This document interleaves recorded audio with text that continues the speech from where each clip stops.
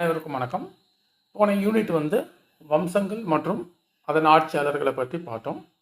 அந்த டாபிக் ஃபுல்லாகவே யூனிட் 1ல் இருக்கிற மன்னர்களும் அவர்களுடைய வம்சங்களையும் பற்றி பார்த்துருப்போம்.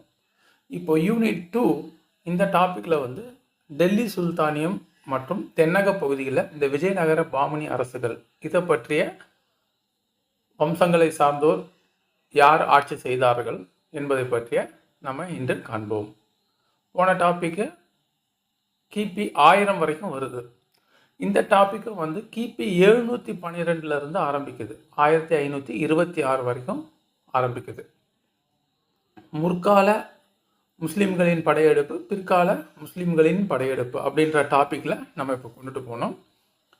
கிபி 712 முகமது பின் காசிம் படையெடுப்பார். அதிலிருந்து 1192 வரைக்கும், இரண்டாம் தரையின் போர் நடந்தது வரைக்கும் முற்பகுதியாகவும், 1192 1526 பாபர் இந்தியாவின் மீது படையெடுப்பது, இந்த சூழ்நிலையை வைத்துக்கொண்டு நாம் கணக்கிடும்போது முன் இது பின் இந்த 1192 1526 வரைக்கும் பகுதி 2ல் வருது. பகுதி 3ல் 1526 மராட்டிய பேரரசு வரைக்கும் பகுதி 3 யூனிட் 3 என்ற டாப்பிக்கில் வருது. நம்ம இன்றைய டாப்பிக்கில் இன்றைய வினாக்களை காண்போம். முதல் கேள்வி, அஜாஜின் மன்னனின் ஆணைப்படி 17 வயது சிறுவன் டேஷ் சிந்துவின் மீது படையெடுத்தார். யாருன்னு பார்த்தீங்கன்னா முகமது பின் காசிம். நம்ம ஆட்சி செய்தவங்களும் அவங்களுடைய வம்சத்தையும் பற்றி தான் நம்ம பார்க்குறோம். இந்த வம்சங்களை யார் தோற்றுவித்தா அப்படின்னு தான் பார்ப்போம். அப்போது இந்த ஈரான் நாட்டுக்காரங்க ஏன் இந்தியாவின் மீது, சிந்து பகுதியின் மீது படையெடுத்தாங்கன்னா இந்த கடற்கொள்ளையின் காரணமாக. முதல் 2 முறை தோற்றுருவாங்க. 3வது முறையாக அஜாஜ் என்ற மன்னனின் ஆணைப்படி இந்த ஈரான் ஆளுநர் என்ன பண்ணுவார், முகமது பின் காசிமை அனுப்புவார் இந்தியாவிற்கு. 712 முகமது பின் காசிம் சிந்துவை ஆண்ட தாகிர் என்ற மன்னரை தோற்கடிப்பார். அப்போது இந்த அஜாஜ் என்பவர் ஈரானில் இருந்த ஒரு ஆளுநர். இவர் கலீஃபாவின் கீழ் செயல்பட்ட ஒரு ஈரான் ஆளுநர். இப்போ 2வது கேள்வி, ஈராக்கின் அரபு ஆளுநர் அஜாஜ் பின் யூசுப், அவர் பேர் என்னன்னு பார்த்துக்கோங்க. ஈராக்கின் அரபு ஆளுநர் அஜாஜ் பின் யூசுப் கடற்கொள்ளையருக்கு எதிராக நடவடிக்கை என்ற காரணம் காட்டி சிந்து அரசர் டேஷ் எதிர்த்து தரைவழி மற்றும் கடல் வழி என 2 தனித்தனி படைகளை அனுப்பினார். சிந்துவின் அரசர் அப்போ யார் ஆட்சி செய்திருந்தார் பார்த்தீங்கன்னா இந்தியாவில் தாகிர் என்ற அரசர். அவருக்கு எதிராக இந்த அரேபிய அரசு, அரபு ஆளுநர் முகமது பின் காசிமை இந்தியாவின் மீது படையெடுக்க அனுப்புகிறார். ஆனால் அதுக்கு முன்னாடி அனுப்பின இருவரும் தோல்வியுற்றனர். முகமது பின் காசிம் என்ற 17 வயது சிறுவன் 712 ஆண்டு, கிபி 712 ஆண்டு தாகிரை தோற்கடித்தார். போன 2 கேள்வியுமே அவங்க அரேபியர்கள். இப்போ நம்ம பார்க்க போகிற டாபிக் எதுன்னு பார்த்தீங்கன்னா துருக்கியர்கள் அப்படின்ற இது. இப்போ இங்கே ஒரு பேரரசு வருது. சாமானித் பேரரசில் குரசன் என்ற பகுதியின் ஆளுநராக இருந்த துருக்கிய அடிமை டேஷ் கிபி 963 கிழக்கு ஆப்கானிஸ்தானில் இருந்த கஜினி நகரை கைப்பற்றி ஒரு சுதந்திர அரசை நிறுவினார். அப்போ முகமது கஜினி என்ற ஒரு கொள்ளையை இந்தியாவை 17 முறை கொள்ளையடித்திருப்பார். அவங்களுடைய பேரரசு என்னன்னு பார்த்தீங்கன்னா சாமானித் பேரரசில் குருசன் என்ற பகுதியின் ஆளுநராக இருந்த ஒரு அடிமை சுதந்திர அரசராக மாறுகிறார். அவர் யாருன்னு பார்த்தீங்கன்னா அல்டிஜின். யாருன்னு பார்த்தீங்கன்னா அல்டிஜின். இவர் ஒரு ஆளுநராக இருக்கவர். இந்த சாமானித் பேரரசு சிதறுடும் போது இவர் தன்னுடைய பகுதிக்கு இவர் தன்னுடைய சுதந்திரத்தை பிரகடனப்படுத்திக் கொள்வார். அல்டிஜின் இவர் வழியில் வந்த வழித்தோன்றல் தான் யார், முகமது கஜினி.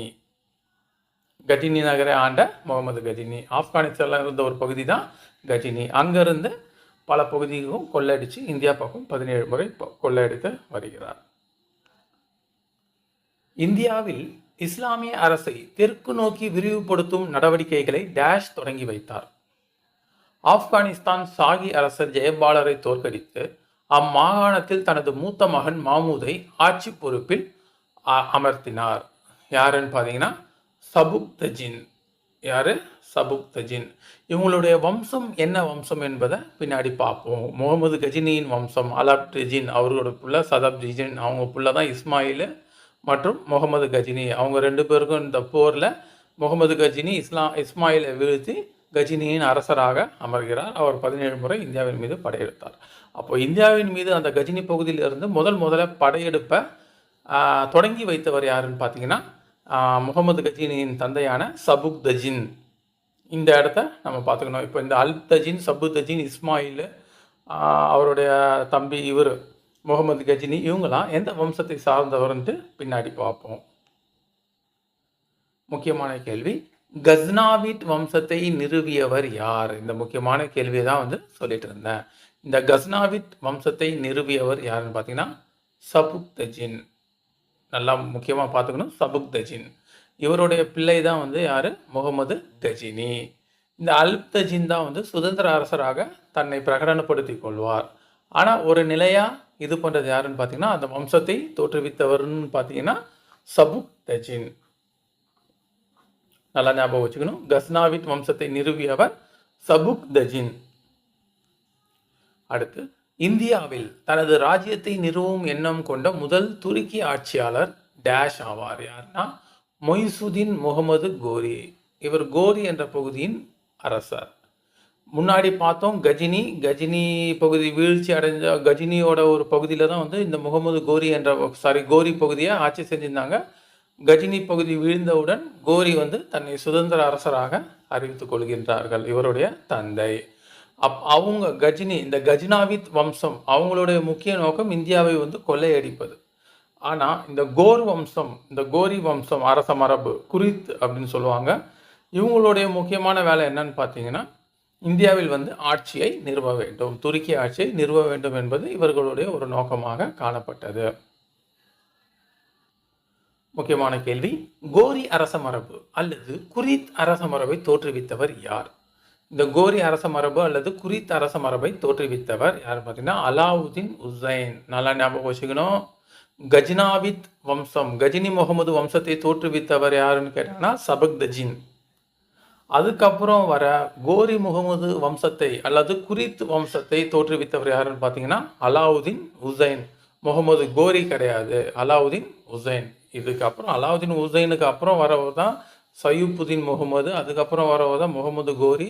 முகமது கோரிக்கு வாரிசு இல்லாததால் அவருடைய அடிமையான குத்புதீன் ஐபக் இந்தியாவில் அடிமை மரபை தோற்றுவித்து தன்னை சுதந்திர அரசராக பிரகடனப்படுத்தி கொள்கிறார். டெல்லி சுல்தானியத்தை நிறுவியவர் யார்? இந்த டெல்லி சுல்தானியத்தை நிறுவியவர் யாருன்னு பார்த்தீங்கன்னா குத்புதீன் ஐபக். கிபி 1206 நிறுவுறாரு. இதே 206 மிக முக்கியமான வருடம். ஏன்னு கேட்டிங்கன்னா முகமது கோரி இறந்த ஆண்டு. அவர் இறந்த உடனேயே குத்புதீன் ஐபக் டெல்லி சுல்தானாக தன்னை பிரகடனப்படுத்தி கொள்கிறார். அப்போ 1206 ஆண்டு டெல்லி சுல்தானியத்தை நிறுவியவர் குத்புதீன் ஐபக். அடுத்து, அடிமை வம்சத்தை நிறுவியவர் யார்? இந்த அடிமை வம்சத்தை நிறுவியவர் யாருன்னு கேட்டாலுமே குத்புதீன் ஐபக். இவர் தான் அடிமை வம்சத்தை நிறுவனார். ஏன் இந்த பேர் வந்துச்சுன்னு பார்த்தீங்கன்னா இவர் முகமது கோரியின் அடிமையாக இருந்ததால் இவர் வந்து அடிமை வம்சம் என்று அழைக்கப்படுகிறது. மம்லூக் வம்சத்தை நிறுவியவர் யார்? அடிமை வம்சம் என்றாலும் ஒன்றுதான், மம்லூக் வம்சம் என்றாலும் ஒன்றுதான். இந்த மம்லூக் என்பது அரேபிய மொழி சொல்லில் அடிமை என்று பொருள். இன்னொரு வார்த்தை இருக்கும் பண்டகன், அது வந்து இராணுவ அடிமைகளை குறிக்கும். அப்போ இந்த மம்லூக் வம்சத்தை நிறுவியவர் யாருன்னு கேட்டாலுமே அதுவும் குத்புதீன் ஐபக். இந்த ஆண்டு 1206 நிறுவுறாரு. டெல்லி சுல்தானியமும் இந்த ஆண்டு தான் நிறுவிச்சு. டெல்லி சுல்தானியம் 5 வம்சங்களை கொண்டது. அதில் முதல் வம்சம் தான் மம்லூக் வம்சம் அல்லது அடிமை வம்சம். அடுத்து, குத்பி மரபினை நிறுவியவர் யார்? இந்த குத்பி அப்படின்ற மரபை டெல்லி சுல்தானத்தில் நிறுவனது யாருன்னு பார்த்தீங்கன்னா அவரும் வந்து குத்புதீன் ஐபக். குத்பி மரபு. முதலாம் இல்பாரி மரபினை நிறுவியவர் யார்? இந்த முதலாம் இல்பாரி மரபினை நிறுவியவர் யாருன்னு பார்த்தீங்கன்னா இல்துமிஷ். இவர் குத்புதீன் ஐபக்கின் அடிமை என்றும் அழைக்கப்படுகிறார். குத்புதீன் ஐபக்கின் மருமகனுமாக கருதப்படுகிறார். 1211 குத்புதீன் ஐபக் இறந்த பிறகு அவருடைய மகன் ஆரம் ஷாவை கொண்டு அரியணை ஏறுகிறார். இவருடைய மரபு வந்து இல்பாரி மரபு என்று அழைக்கப்படுகிறது. முதலாம் இல்பாரி மரபினை நிறுவியவர் இல்துமிஷ். அடுத்த கேள்வி, இரண்டாம் இல்பாரி மரபினை நிறுவியவர் யார்? இந்த இரண்டாம் இல்பாரி மரபினை நிறுவியவர் யாருன்னு பார்த்தீங்கன்னா பால்பன். அடிமை வம்சத்தின் மிக சிறந்த அரசராக கருதப்படும் பால்பன் தான் இரண்டாம் இல்பாரி மரபினை நிறுவியவர். அடுத்த கேள்வி, கில்ஜி வம்சத்தினை நிறுவியவர் யார்? இந்த கில்ஜி வம்சத்தை நிறுவியவர் 1290 70 வயது இருந்த ஜலாலுதீன் கில்ஜி. இவர் தான் கில்ஜி வம்சத்தை நிறுவுகிறார். டெல்லி சுல்தானியத்தின் இரண்டாவது வம்சம் தான் இந்த கில்ஜி வம்சம்.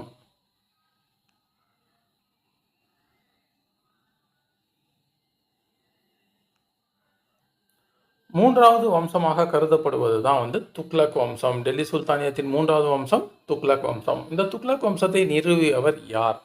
யாருன்னு பார்த்தீங்கன்னா காசி மாலிக் என்று அழைக்கப்படும் கியாசுதீன் துக்ளக் தான் இந்த துக்ளக் வம்சத்தை நிறுவுகிறார். எந்த ஆண்டு நிறுவுகிறார்னு பார்த்தீங்கன்னா 1320ஆம் ஆண்டு கில்ஜி வம்சம் முடிவுற்றவுடன் துக்ளக் வம்சத்தினை கியாசுதீன் துக்ளக் நிறுவுகிறார்.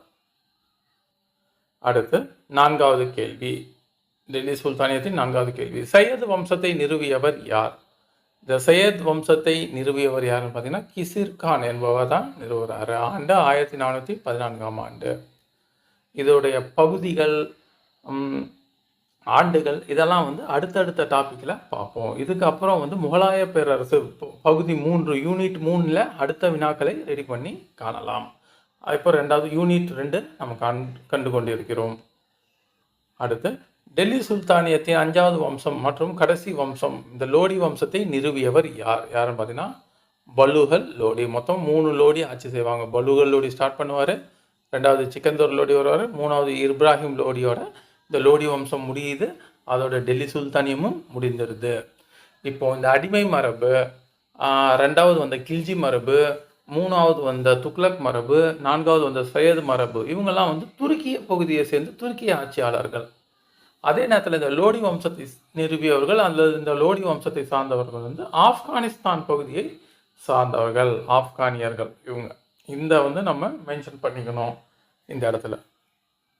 அடுத்து இவங்கெல்லாம் வட இந்திய பகுதியை ஆண்ட அரசர்கள், டெல்லியை மையமாக கொண்டு ஆண்டாங்க டெல்லி சுல்தான். அதே நேரத்தில் தென்னிந்தியாவில் என்ன நடக்குது, யார் அங்கே எந்த வம்சங்கள் தோற்றுவிக்கப்பட்டது என்பதை இதோட தொடர்ச்சியாக காணலாம். அடுத்தது விஜயநகர பேரரசை நிறுவியவர்கள் யார்? இந்த விஜயநகர பேரரசு தென்னிந்திய பகுதிகளில் ஏற்படுத்தப்பட்டது. அதை விஜயநகர பேரரசை நிறுவியவர்கள் ஹரிகரர் மற்றும் புக்கர் 1336ஆம் ஆண்டு.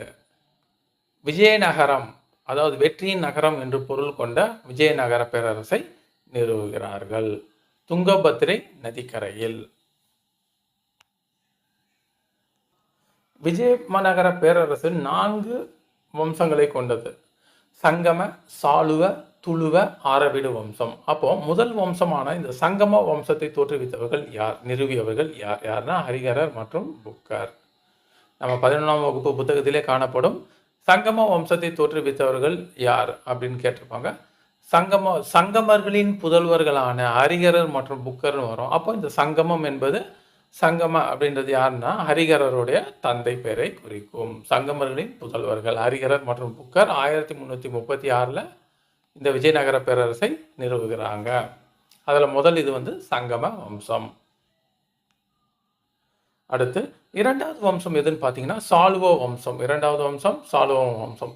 இந்த சாளுவ வம்சத்தை நிறுவியவர் யாருன்னு பார்த்தீங்கன்னா சாளுவ நரசிம்ம தேவராயர். அவர் தான் இந்த சாளுவ நரசிம்ம தேவராயர் என்பவர் சாளுவ வம்சத்தை நிறுவுகிறார். சங்கம வம்சம் முடிந்தவுடன் சாளுவ வம்சம் தொடங்குகிறது. அடுத்து மூணாவது வம்சம் துளுவ வம்சத்தை நிறுவியவர் யார்? மூணாவது துளுவ வம்சத்தை நிறுவியவர் சாளுவ நரசிம்ம தேவராயர். இந்த துளுவ வம்சத்தில் தான் விஜயநகர பேரரசின் மிக சிறந்த மன்னரான கிருஷ்ணதேவராயர் வருகிறார்.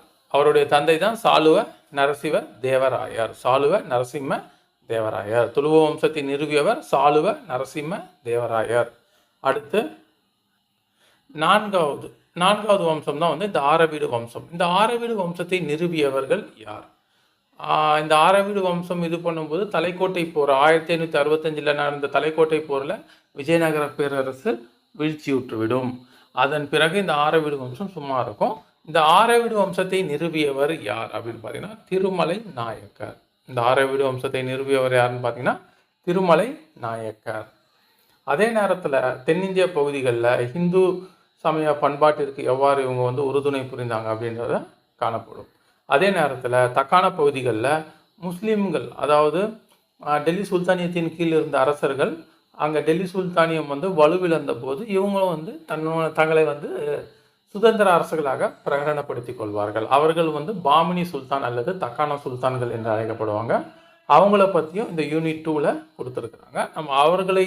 அவங்க என்னென்ன பகுதி, எந்தெந்த பகுதியை ஆட்சி செஞ்சாங்க, அவங்க என்ன வம்சத்தை தோற்றுவித்தார்கள் என்று நாம் இப்பொழுது காணலாம். பாமினி சுல்தானியத்தை நிறுவியவர்கள் யார்? அப்படி இல்லைன்னா தக்கான சுல்தானியத்தை நிறுவியவர்கள் யாருன்னு கூட கேட்கலாம். யாருன்னு பார்த்தீங்கன்னா அலாவுதீன் பாமன் ஷா, அலாவுதீன் அசன் கங்கு அப்படின்னு சொல்லுவாங்க. இந்த அரசர் தான் வந்து பாமினி சுல்தானியத்தை நிறுவினார். பாமினி சுல்தான்கள் அல்லது தக்கான சுல்தான்கள் என்பதும் வந்து ஒரு 5 வகையான அரசுகள் காணப்பட்டன.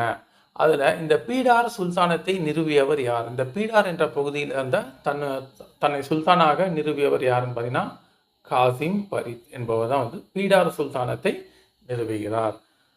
பீடார், பீஜப்பூர், கோல்கொண்டா, அகமது நகர் இவங்கெல்லாம் வந்து 4 சுல்தான்களாக இருப்பாங்க. ஆனால் இவங்க 4 பேருமே சேர்ந்து தான் விஜயநகர பேரரசை தலையக்கோட்டை போரில் வீழ்த்தியிருப்பாங்க. இவங்களுக்குள்ளேயும் சண்டை இருக்கும், ஆனால் சில நேரங்களில் ஒற்றுமையாக செயல்படுவார்கள். அடுத்து பீஜப்பூர் சுல்தானத்தை நிறுவியவர் யார்? இந்த பீஜப்பூர் சுல்தானத்தை நிறுவியவர் யாருன்னு பார்த்தீங்கன்னா யூசுப் அடில் ஷா.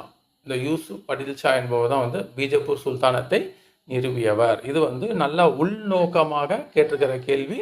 நம்ம இதை வந்து இன்னும் கொஞ்சம் டீப்பாக ஆழமாக படிக்கணும். விஜயநகர பேரரசை பற்றி ஓரளவுக்கு தெரியும், அதே நேரத்தில் இன்னும் டீப்பாக பாமினி சுல்தான்களை பற்றியும் தெரிந்து கொள்வது அவசியம். ஏன்னா இதுதான் வந்து அந்த யூனிட் 2ல் கடைசி டாப்பிக்காக கொடுத்துருக்குறாங்க. இதுக்கப்புறம் பக்தி இலக்கியம் வருது, அதில் அரசர்களை பற்றி பார்க்க மாட்டோம்.